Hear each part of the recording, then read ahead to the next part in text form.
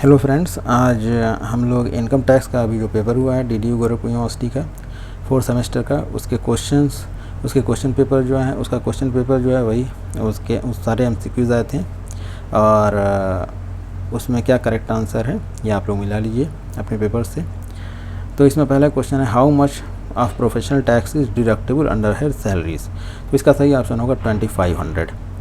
इसमें कंडीशन है कि अगर SSC यानी एम्प्लॉय खुद पे करता है प्रोफेशनल टैक्स तो फुली एग्जेम्प्टेड होता है, फुली उसका डिडक्शन मिलता है। लेकिन अगर एम्प्लॉयर पेड करता है तो मैक्सिमम डिडक्शन मिलता है 2500। तो यहाँ कोई ऑप्शन नहीं दिया है कि एम्प्लॉयर पेड किया है कि एम्प्लॉय पेड किया है, तो हमारे ख्याल से सही ऑप्शन ये होना चाहिए 2500।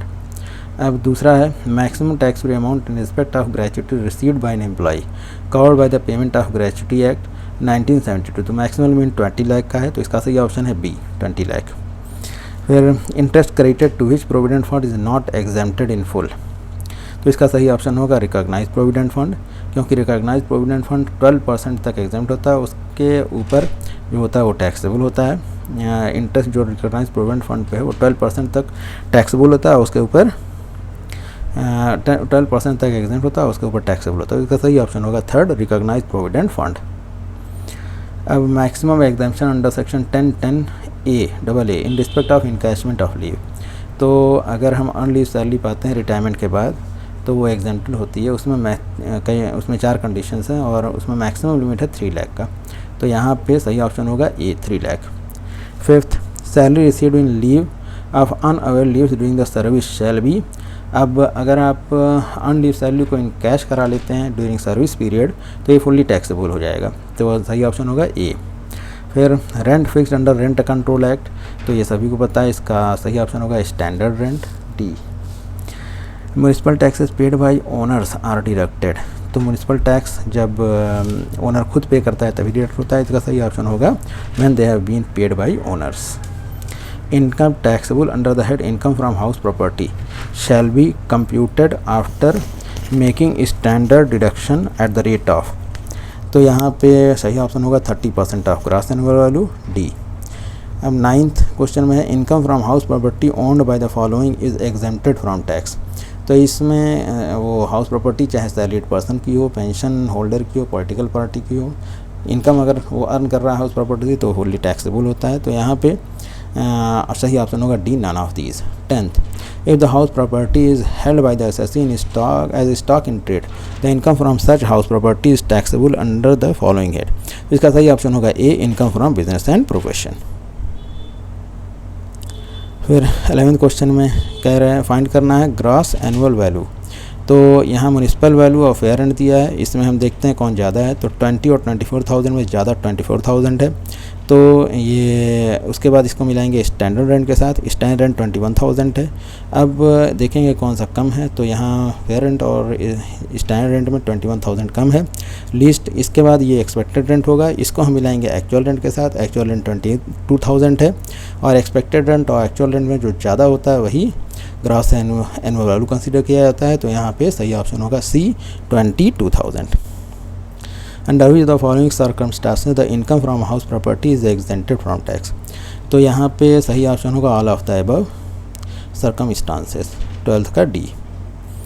फिर 13th में way of the following is entitle to claim deduction for depreciation. तो यहाँ सही ऑप्शन होगा बी लेसी। रॉयल्टी, ये 12th वाले में सही ऑप्शन होगा सी, सॉरी। इसमें ये हाउस प्रॉपर्टी अगर हमारे पास 2 है सेल्फ ऑक्यूपाइड तो दोनों ही हाउस प्रॉपर्टी की वैल्यू जो होती हैं वो एग्जेम्प्ट होती हैं, ठीक है। तो यहाँ पे 12th का सही ऑप्शन होगा सी, डी नहीं होगा। 13th, way of the following is entitle to claim deduction for depreciation. तो यहाँ पे डेप्रिसिएशन का डिडक्शन ये लस्सी के लिए हो सकता है, रॉयल्टी में डेप्रिसिएशन का डिडक्शन मिलता है, तो यहाँ सही ऑप्शन होगा बी लस्सी। फिर 14th में on which value of asset used in general business depreciation is calculated. तो जाहिर सी बात है रिटर्न डाउन वैल्यू पर ही डेप्रिसिएशन कैलकुलेट होता है, तो यहाँ सही ऑप्शन होगा 14th का सी रिटर्न डाउन वैल्यू। 15 क्वेश्चन में what is the rate of additional depreciation.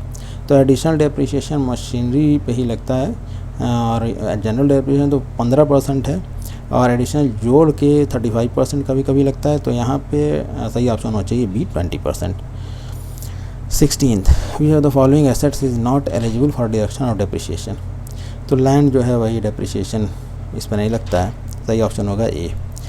Rental income from accommodation provide to employees is chargeable to tax under the head. तो अगर अपने एम्प्लॉयज़ को हम हाउस प्रॉपर्टी रेंट पे देते हैं, वो रेंट जो हम रिसीव करते हैं तो वो हमारे इनकम फ्रॉम बिजनेस प्रोफेशन में ही टैक्सेबल होगा। तो सही ऑप्शन होगा A, income from business and profession. अब 18th क्वेश्चन में capital expenditure on scientific research related to the business carried on the assessees is allowed as deduction at the rate of. हाँ, तो scientific research पे अगर हम कुछ भी खर्च करते हैं तो ये 100% अलाउड होता है डिडक्शन के लिए। तो सही ऑप्शन होगा A. We have the following deduction is allowed. तो यहाँ पे प्रोविज़न फॉर टैक्स तो अलाउड होता नहीं है और trade tax and excise duty allowed होता है, लेकिन अगर पेड होगा तो ये ड्यू लिखा हुआ है। ऐसे इंटरेस्ट ऑन लोन भी अलाउड होगा, लेकिन अगर पेड होगा तो यहाँ भी ड्यू लिखा है। तो सही ऑप्शन होगा D, bonus paid to an employee for his services rendered. तो सही ऑप्शन होगा डी 19th का। 20 which of the following is a specific profession. तो स्पेसिफिक प्रोफेशन में एडवोकेट का प्रोफेशन है, ये सही ऑप्शन होगा डी। अब 21th में how much interest paid by the firm to its partners is allowed to deduction in computing firm's business income. तो सही ऑप्शन होगा ए 12%। What percentage of income from the manufacturing of tea is regarded as agriculture income under rule 8 of income tax rules 1962। तो यहाँ पे सही option होगा C, 60% जो T manufacturing की होती है इनकम वो एग्रीकल्चर इनकम मानी जाती है और 40% बिजनेस इनकम मानी जाती है। तो सही ऑप्शन होगा C 60%। Which of the following 23 में है which of the following is agriculture income. तो ग्रोइंग लाख, ये income from market ferries and fisheries, income from dairy farm cattle breeding, ये सब बिजनेस इनकम है। तो सही ऑप्शन होगा income from growing flowers and creepers. सही ऑप्शन होगा D, income from growing flowers and creepers. Which of the following is not included in income. तो gift अगर रिलेटिव से मिलता है तो वो टैक्सेबल इनकम में नहीं आता है, वो एग्जेम्प्टेड होता है। तो सही ऑप्शन होगा D, gift of ₹2,50,000 receive from father, father relative है।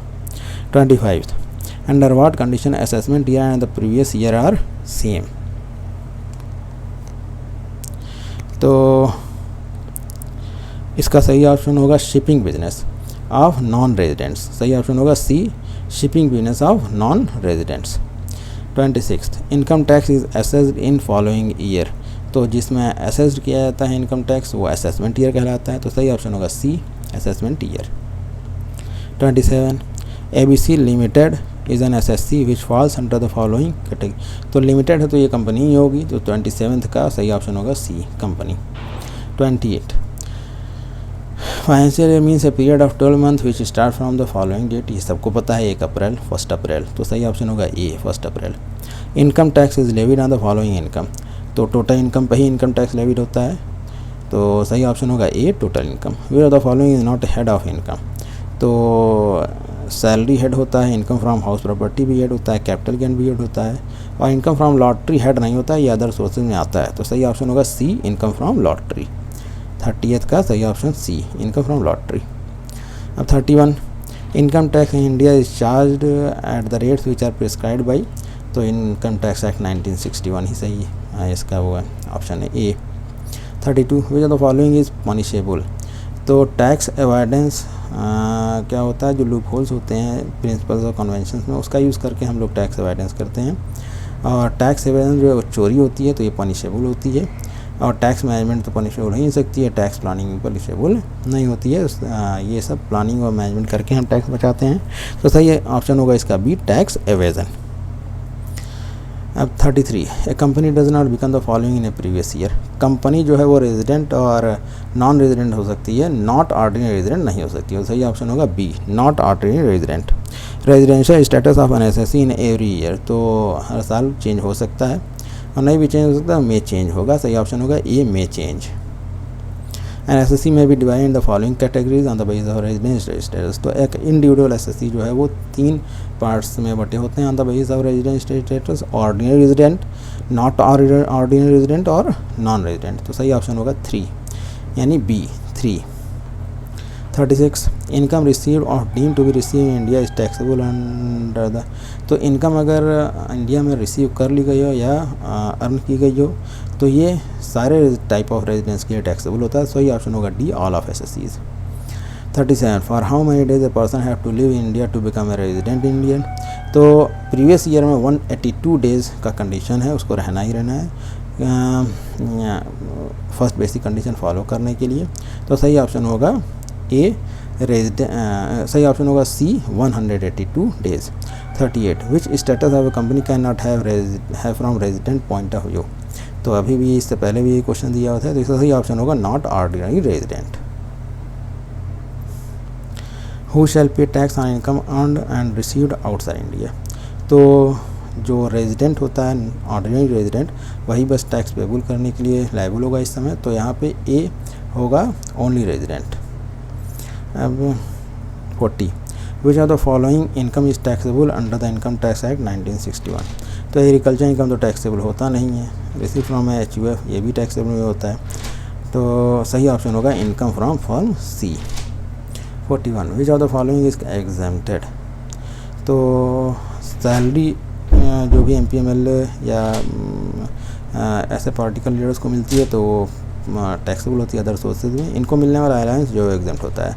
तो सही ऑप्शन होगा B constituency allowance received by an MLA।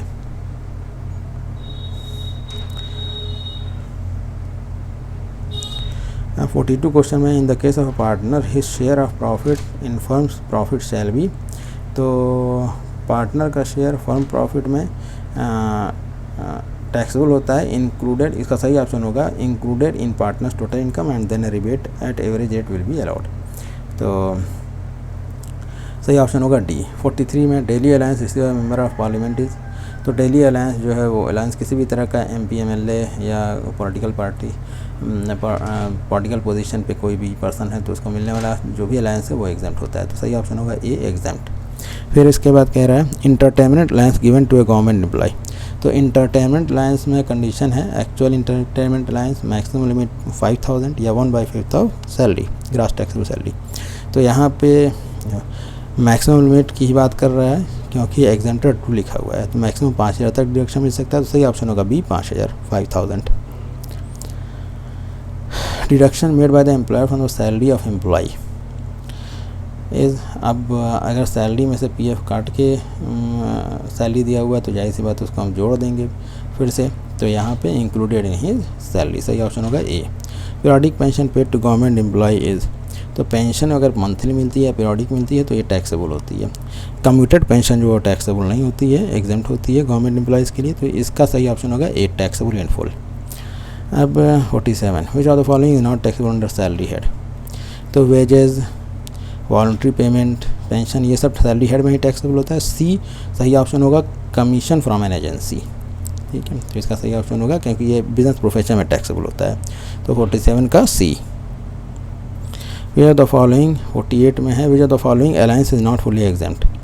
तो ये इसका सही ऑप्शन होगा personal expense compensation allowance transport employees. Transport system में अगर कोई एम्प्लॉय काम करता है तो रनिंग अलायंस के रूप में रनिंग पीरियड के दौरान उसको कुछ पर्सनल अलायंस मिलता है एक्सपेंसेस को पूरा करने के लिए।